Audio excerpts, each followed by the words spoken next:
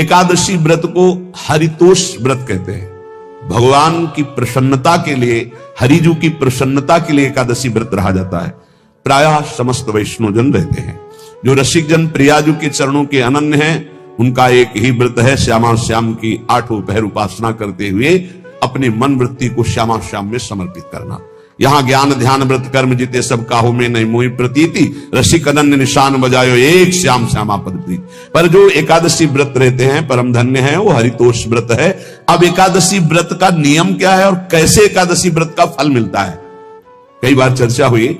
बहुत सुंदर तस्मा शास्त्रम प्रमाणम थे, शास्त्र प्रमाण के अनुसार श्री सनातन मुनि बोल रहे हैं, जिसे एकादशी रहनी हो और एकादशी का फल प्राप्त करना हो, उसको ये नियम पालन करना चाहिए। अथ ते नियमान वच्मि व्रते ह्रस्मिन् दिनत्रये, उसको 3 दिन, एक तो दशमी और एक द्वादशी और फिर बीच में एकादशी, उसको 3 दिन संयम में रहना होता है, तब बीच की एकादशी का उसे फल प्राप्त होता है। जिसे एकादशी व्रत रहना हो उसका नियम है कि दशमी के दिन कांसे के पात्र का त्याग करे। वैष्णव सिद्धांत है कि कभी जिसमें मांस बना उस रसोई का भोजन न ग्रहण करे। मसूर की दाल, चना की दाल, कोदों और कोई भी शाक, शहद, दूसरों का अन्न, दोबारा भोजन और मैथुन, ये दशमी के दिन त्याग दे। एक बार दशमी के दिन भोजन करे 24 घंटे में, क्योंकि एकादशी रहना है। कांसे का पात्र, जिस रसोई में मांस बना उसके भोजन का त्याग, मसूर की दाल, चना, कोदो, शाक, मधु अर्थात शहद और दूसरे के द्वारा दिया हुआ भोजन और दोबारा भोजन और मैथुन क्रिया, इनका दशमी के दिन कभी भी प्रयोग ना करे। इन 10 वस्तुओं से वैष्णव दूर रहे दशमी के दिन। फिर एकादशी के व्रत में, ये पीछे तो हम वर्णन कर ही चुके हैं, कहीं नहीं आया यहाँ कुटू का वो कचौड़ी पकौड़ी और सिंघाड़ा का हलवा और सारी दुनिया के खीर और सब। एकादशी के दिन किसी भी तरह की गेम आदि क्रीड़ा ना खेले। जैसे अब आज व्रत है तो बैठे हैं अपना मोबाइल में गेम खेल रहे हैं, ऐसा कोई भी क्रीड़ा नहीं, द्यूत क्रीड़ा, किसी भी तरह का गेम, ये सब खेल नहीं। एकादशी के दिन उपासक को चाहिए कि वो किसी भी तरह की क्रीड़ा, मनोरंजन बिल्कुल नहीं। चनिद्राम, नींद नहीं लेनी उसको, न दिन में न रात में, एकादशी व्रत। और प्रायः पुराने महापुरुषों ने ऐसा किया है। रामदास जी डाकोर के रात में जाते थे, रणछोड़ भगवान के यहां कीर्तन करते थे जाकर, तभी तो भगवान उनके कीर्तन पर, उनकी भक्ति पर रीछ कर गाड़ी में बैठकर उनके साथ आए थे। पूरी रात जगकर कीर्तन करना, और दिन में तो सोना ही निषेध है। द्वित क्रीड़ाम च निद्राम च तांबूलम, पान खाना निषेध है एकादशी को, बिल्कुल नहीं, जो व्रत रह रहे हैं। दंत धावनम, वृक्ष से तोड़कर जो दतून की जाती है एकादशी के दिन नहीं। परापवादम, दूसरे की निंदा करना, चर्चा करना नहीं, अर्थात अधिकतर मौन व्रत धारण करे एकादशी के दिन। पैशून्यम, चुगली करना। स्तेयम, कोई चोरी करना। हिंसाम, वाणी से, शरीर से, मन से किसी को दुख पहुंचाना। रतिम, अर्थात भोग करना, मैथुन करना। कोपम, किसी के ऊपर गुस्सा करना। अनत वाक्यम, झूठ बोलना। एकादश्याम विवर्जयेत, एकादशी के दिन ये नहीं करना चाहिए। एकादशी को एक बार कुछ फलाहार शुद्ध, अगर आपके पास कोई व्यवस्था नहीं तो थोड़ा दूध है, जल है, ऐसे आप लेकर, या थोड़ा सा फल ले लिया, थोड़ा सा फल लेकर के प्राण पोषण, एक दिन में मर नहीं जाओगे। कितने तो निर्जला एकादशी रहते हैं, हर एकादशी निर्जला। पूज्य श्री मथुरा दास जी निर्जला ही रहते थे हर एकादशी। चलो भैया, आपकी सामर्थ्य नहीं तो जल 2-4 बार ले लो, एक बार थोड़ा सा दूध और फल ले लो, चल जाएगा काम, प्राणों का पोषण हो जाएगा। ये आचरण न करे और एक बार कुछ आहार ले ले, वो भी शुद्ध भगवद अर्पित प्रसाद। फिर द्वादशी को काश्यम मांसम सुराम छौद्रम तैलम वितथ भाषणम व्यायामम च प्रवासम च पुनर्भोजन मैथुने अस्पृश्य स्पर्श मासूरे द्वादश्याम द्वादश त्यजेत। कांस के पात्र में द्वादशी को भी भोजन न पावे, जिस रसोई में मांस बनाओ उसमें आहार न ले, किसी भी तरह का नशा द्वादशी को न करे, शहद न पाए, तेल के बने पदार्थ न पाए, मिथ्या भाषण न करे और बहुत शरीर का व्यायाम न करे, बहुत थकावट वाले कार्य न करे, दोबारा भोजन न करे, एक बार द्वादशी को भी भोजन पवित्र, मैथुन न करे, जिसका स्पर्श नहीं किया जाता ऐसे पदार्थों का स्पर्श न करे और मसूर की दाल न खाए। द्वादशी को जो इन नियमों का पालन करता है, दशमी द्वादशी ऐसे और एकादशी ऐसे, तब उसे एकादशी व्रत का फल प्राप्त होता है। जो इस पद्धति से कर, ये जो मनमानी है सब नहीं, हर पदार्थ मिल जाएगा आपको फलाहार में, हर पदार्थ हमको बताया गया कि आपको जो चाहो सब पदार्थ फलाहार का। अरे भाई, हरितोष व्रत है तो हरि प्रसन्नता के लिए एक दिन भूखे रहने बहुत आनंद आता है। पहले भगवत कृपा से ऐसी गंगा जल पी करके कुछ दिन, फिर कभी कभी निर्जला एकादशी का भी आनंद। बड़े संन्यास मार्ग में थे तो बड़े संयम से सब शास्त्रीय पद्धतियों का निर्वाह होता था। उपासक को चाहिए कि इन नियमों से व्रत का अनुष्ठान करे, मनमानी आचरण न करे। सबसे प्रार्थना जो एकादशी रहते हो, हरितोष व्रत इसे कहते हैं, भगवान की प्रसन्नता के लिए रहा जाता है, रहना चाहिए, जो अपने आचार्य परंपरा में है जैसे, जिनका सिद्धांत है। पर रहने का सिद्धांत ये श्री सनत कुमार जी वर्णन, श्री सनक जी महाराज, ये सनत कुमार जी वर्णन की। सनक जी महाराज कह रहे हैं, यदि भगवान का आश्रय नहीं, सत्संग नहीं है, तो इन चार में से एक हो तो नाश कर देता, फिर चारों हो तो सर्वनाश हो जाता है। यौवनम धन संपत्ति प्रभुत्व विवेकता एकैपमप्यनर्थाय किमु यत्र चतुष्टयम। यदि सत्संग नहीं है, यदि भगवद आश्रय नहीं है, और खूब धन हो, जवान अवस्था हो, और बढ़िया पद मिला हो, प्रभुत्व चलता हो और अज्ञान हो, फिर क्या कह रहा है? बोले ये चारों जहां मौजूद होते हैं वहां सर्वनाश का खेल शुरू हो जाता है। अगर इनमें से एक हो तो सर्वनाश करने में पर्याप्त है, और अगर चारों हो तो फिर क्या कहना है?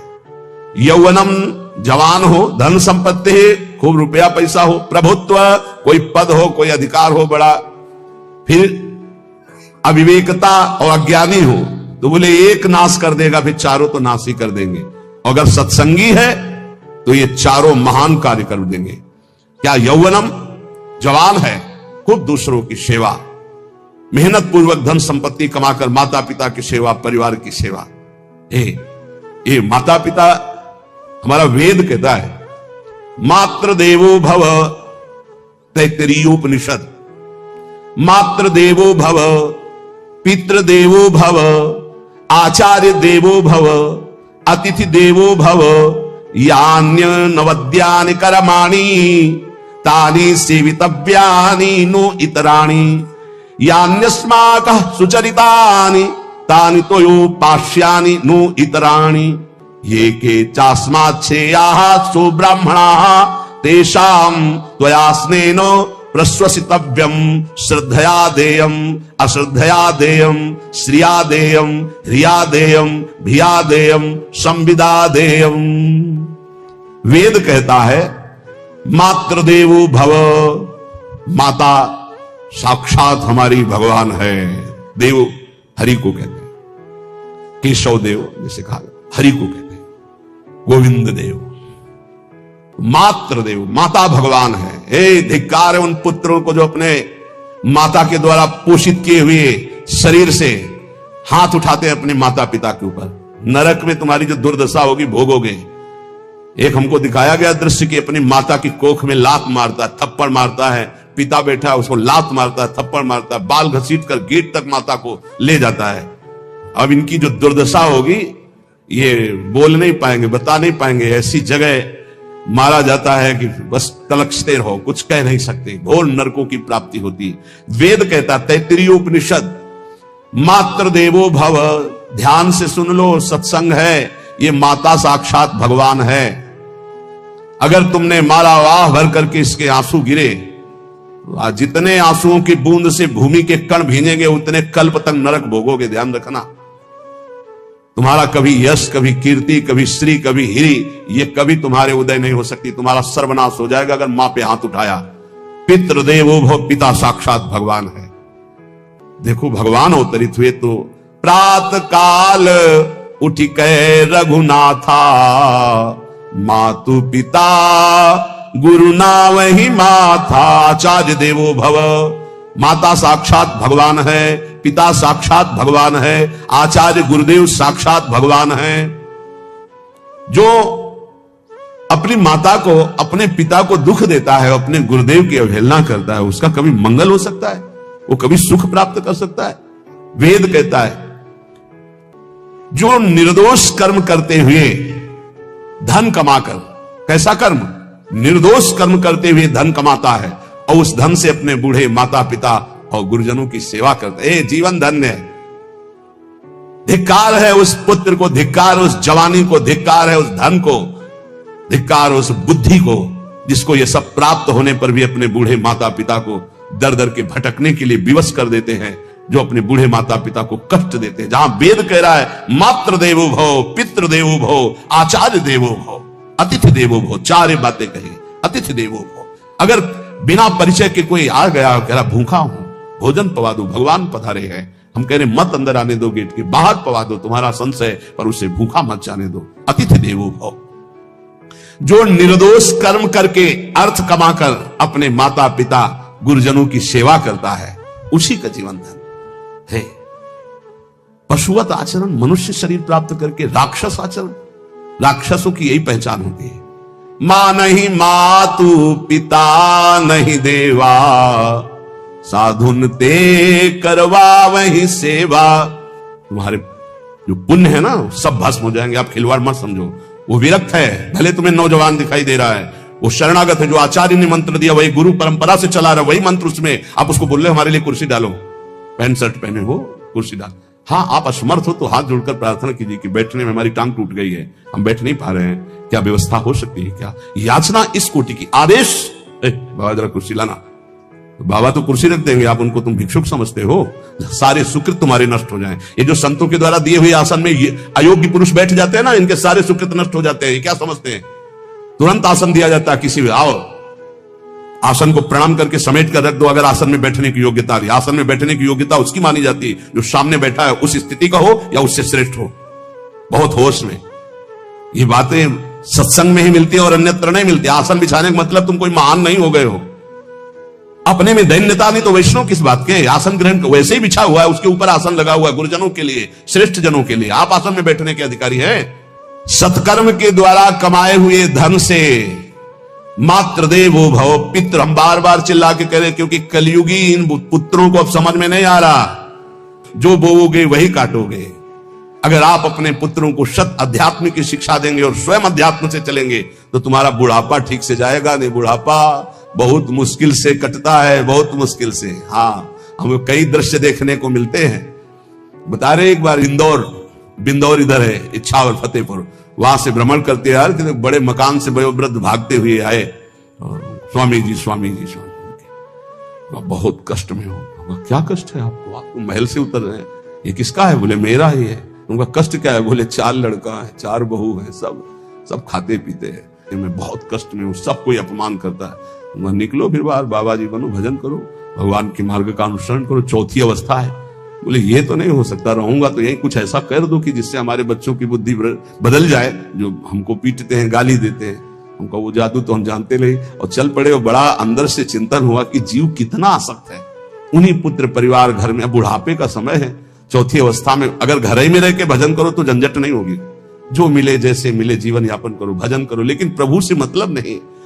तो जितने भी जवान भाई बहन सुन रहे हैं, आप अपने माता पिता को, यहां हमारा वेद कहता है मातृ देवो हो, माता भगवान है, पितृ देवो हो, पिता हमारा भगवान है। धर्म के द्वारा कमाए हुए धन से माता पिता की सेवा करो। दूसरे दोषयुक्त कर्मों का कभी आचरण मत करो। यन्नस्माकं सुचरितानि तानि तोयो पापाश्यानि नो इतराणि। सुंदर आचरण करो जो महापुरुषों के द्वारा विधान किए गए हैं, पाप आचरण कभी मत करो। हमारे आचरणों में से एक भी ऐसा आचरण नहीं होना चाहिए जो दूसरे को दुखी करके धन संपत्ति लेने वाला हो।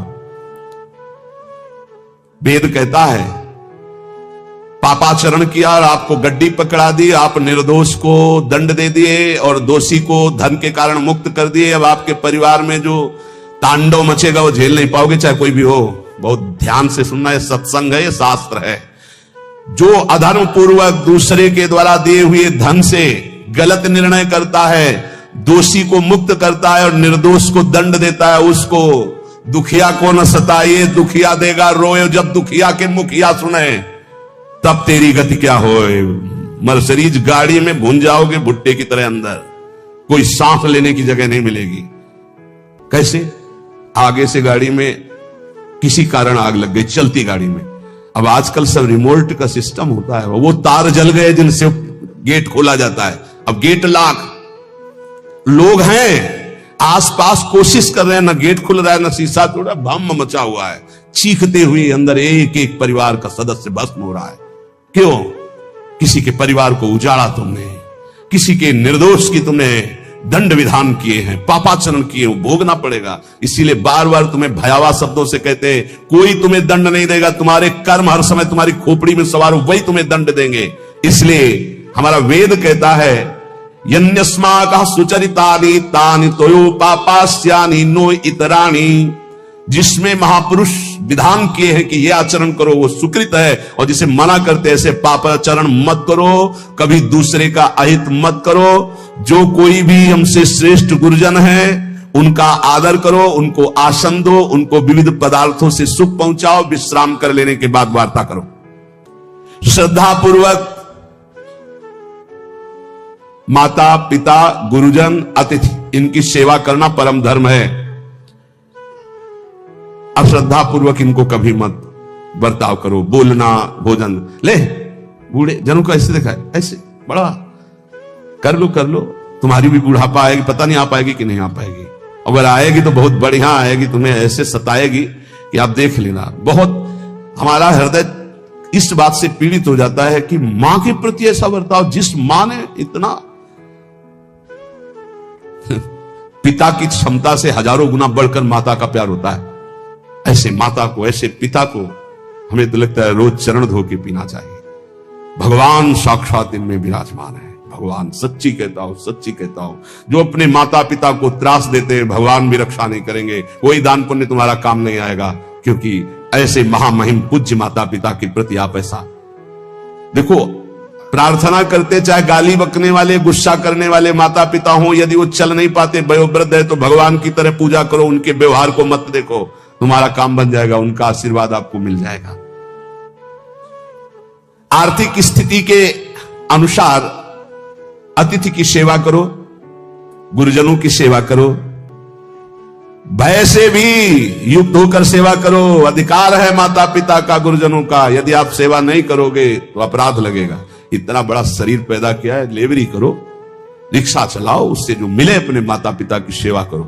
तो यहां कह रहे कि ये चार अगर आपके पास हैं, इनका सदुपयोग नहीं। यौवनम धन संपत्ति प्रभुत्वम अविवेकता एकैपमप्यनर्थायम किमु यत्र चतुष्टयम। यदि धन है, जवानी है, आपका प्रभुत्व चलता है, बड़े पद में हो और अज्ञानी हो, एक तो सर्वनाश कर देता है, फिर चारों हो तो सर्वनाश पक्का। और यदि कहीं भगवान का आश्रय मिल जाए, संत जनों, तो ये परम मंगलदायक है। अविवेक विवेक में बदल जाता है। जो धन है इसकी तीन गतियां बताई गई हैं। दान भोग विनाशश्च राया शिवगति